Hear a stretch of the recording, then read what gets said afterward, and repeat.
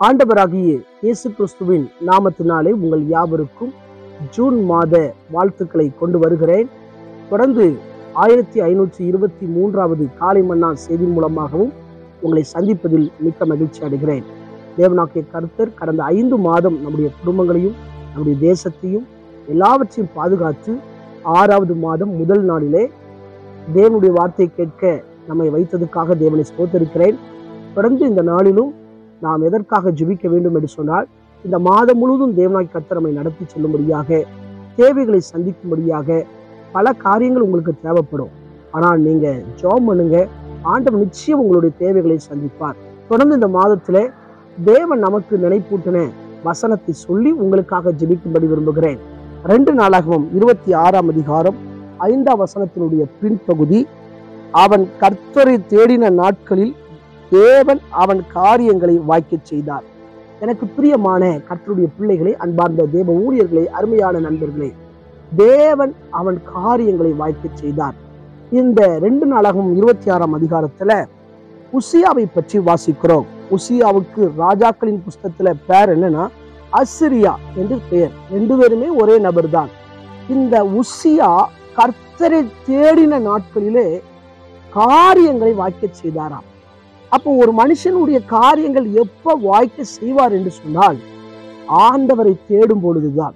இன்னைக்கு உங்க வாழ்க்கையில எவ்வளவு குறைவு இருக்கு, எவ்வளவு பிரச்சனை இருக்கு. ஒரு தேவை உள்ள மாசத்துல இருக்கிறோம், வேலையில பிரச்சனை, அது மாத்திரம் இல்ல குடும்பங்கள்ல சுத்தி இருக்கிற பிரச்சனை. இதெல்லாம் மாறணும் அப்படின்னா கர்த்தரை தேட வேணும். நீங்க எடுக்கிற முயற்சியில வெற்றி பெற வேண்டும் என்று சொன்னால் கர்த்தரை தேட வேண்டும். கர்த்தரை தேடுகிறவருக்கு ஒரு நன்மையும் குறைவுபடாது என்று சொல்லப்பட்டிருக்கிறது. அது மாத்திரமல்ல, சங்கீதம் 37:5 சொல்லப்பட்டிருக்கிறது, கர்த்தரத்துல நம்ம காரியத்தை ஒப்புவிப்போம் என்று சொன்னால் அவரே காரியத்தை வாய்க்க பண்ணுவார். அவர் மேல நம்பிக்கையா இருக்கும் போது, அவரை தேடும் பொழுது கர்த்தர் நம்முடைய வாழ்க்கையில, குடும்பத்துல, ஊழியங்கள்ல பெரிய மாற்றத்தை உண்டு பண்ணுகிறார். இந்த உசியாவை பற்றி பார்க்கும் பொழுது, உசியா தன்னுடைய தகப்பன் ஸ்தானத்திலே ராஜாவாகிறான். அது மாத்திரமல்ல, உசியா அநேக கட்டிடங்களை கட்டுகிறவனாய் காணப்பட்டான். சிலருக்கு சில அழைப்பு இருக்கும், சிலர் பில்டிங் கட்டிக்கிட்டே இருப்பாங்க. அதே போல இந்த உசியா கட்டிடங்களை கட்டுகிறவனாய் இருந்தான். கர்த்தர் அவன் காரியத்தை வாய்க்க செய்கிறார். அது மாத்திரமல்ல, கர்த்தர் அவனுக்கு துணையாய் நிற்கிறார். அவனுடைய கீர்த்தி வெகு தூரம் மற்றும் பரவுகிறது. அவனை கர்த்தர் மிகவும் பலப்படுத்துகிறார். கோபுரங்களை கட்டுகிறான், அதை பலப்படுத்துகிறான். வெள்ளாண்மை பிரியராய் இருந்திருக்கிறான். கர்த்தர் உசியாவுக்கு ஆடு மாடு, அது மாத்திரல்ல மலைகள்ல கட்டிடங்களை கட்ட இப்படிப்பட்ட கிருபைகளை கொடுத்திருக்கிறார். உங்க வாழ்க்கையில கூட கர்த்தர் அனைத்து ஆசீர்வாதங்களை தரப்போகிறார். நீங்கள் இந்த 2 நாளாகவும் 26ஆம் அதிகாரத்தை எடுத்து வாசியுங்கள். அது மாத்திரமல்ல, யுத்தத்துக்கு வேண்டிய ஆயத்தங்களை செய்திருக்கிறான். இதெல்லாம் எப்ப தெரியுமா நடந்துச்சு? கர்த்தரை தேடின பொழுது.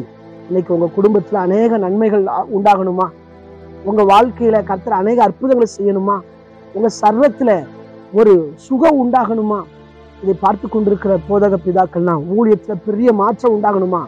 கடந்த நாட்களை விட, கடந்த மாதத்தை விட, அது மாத்திரமல்ல, ரட்சிக்கப்பட்ட ஆரம்பத்தில் இருந்த நாட்களை விட, ஊழியத்துக்கு வந்த நாட்களை விட அதிகமாய் ஆண்டவரை தேடுவோம். நம்முடைய காரியங்களை அவர் வாய்க்க பண்ணுவார். தேவனால கூடாத காரியம் ஒன்றும் இல்லை. ஒருவேளை உங்க வாழ்க்கையில் அநேக மனிதர்கள் சில கதவுகளை அடைக்கலாம், ஆனால் தேவன் உங்களுக்கு ஆச்சரியமான கதவுகளை, அனுகூலமான கதவுகளை அவர் திறந்து கொடுப்பார். உங்களுடைய கீர்த்தி வெகு தூரம் மற்றும் பரம்பும். உங்களுடைய ஊழிய எல்லைகள் வெகு தூரம் பரம்பும். காரணம் என்ன தெரியுமா? கர்த்தரை தேடினால் உங்கள் காரியத்தை வாய்க்க பண்ணுவார். உசியாவுக்கு கர்த்தரை தேடின பொழுது காரியத்தை வாய்க்க பண்ணினார். எனவே என்னுடைய காரியத்தை வாய்க்க பண்ணுங்க ஆண்டவர் என்று சொல்லி, நான் அதிகமா தேடுவேன் என்று சொல்லி இன்றைக்கு அர்ப்பணியுங்கள். இந்த மாதம் முழுவதும் எவ்வளவு நேரம் கிடைத்தாலும் சரி, வேலைக்கு போனாலும், நீங்க டிராவல் பண்ணும் போதும் அதிகமா ஆண்டவரை துதிச்சு அவரை பாடி அவருடைய சமூகத்துல இருந்து பாருங்க. நிச்சயம் கர்த்தர் உங்க காரியத்தை வாய்க்க செய்து உங்களை உயர்த்த வல்லமை உள்ளவராய் இருக்கிறார். கண்களை மூடி ஜெபிப்போமா? எங்களை நேசிக்கிற சர்வ வல்லமுள்ள தேவனே, இந்த வேலைக்காக வருகிறோம். தொடர்ந்து கேட்ட வார்த்தையின்படி இந்த மாதம் முழுவதும் தேவ சமூகத்தில் அமர்ந்திருக்க, அதனால அநேக காரியங்களை பெற்றுக்கொள்ள கர்த்தர் கிருபை பாராட்டுங்க. பிறந்த நாள், திருமண நாளை நினைவு கூறுகிற ஒவ்வொருடைய வாழ்க்கையிலும் கர்த்தர் ஒரு அற்புதங்களை செய்வீராக. குறிப்பாக நாளை தினம் நடைபெறுகின்ற ஆராதனைகளுக்காக ஜெபிக்கிறேன். எல்லா சபைகளிலும் நடக்கிற ஆராதனை ஆசீர்வதிங்க. பரிசுத்தவான்களை கர்த்தர் பயன்படுத்துங்க. அநேக மக்கள் சொல்லட்டும், அவரவர் விசுவாசி தங்களுடைய சபைக்கு சென்று தேவனை ஆராதிக்கட்டும் என்று ஜெபிக்கிறேன். பெரிய காரியம் செய்யுங்க. இயேசுவின் மூலம் ஜெபங்கள் நல்ல பிதாவே, ஆமென். என் ஆத்துமாவை கர்த்தரை ஸ்தோத்திரி, என் முழுமே அவருடைய பரிசுத்த நாமத்தை ஸ்தோத்திரி. என் ஆத்துமாவை கர்த்தரை ஸ்தோத்திரி, கர்த்தர் செய்த சகல உபகாரங்களை மறவாதே, ஆமென். ஆண்டவர் சித்தமானால் மீண்டும் நாளை காலை புதிய ஆராதனை செய்தியின் வழியை சந்திக்கிறேன். அதுவரை தேவ கிருபை தாங்குவதாக. மாரநாதா, இயேசு வருகிறார். ஆயத்தமாவோம், அனைவரும் ஆயத்தப்படுத்துவோம். ஆமென். அல்லேலூயா. Praise the lord. மாரநாதா.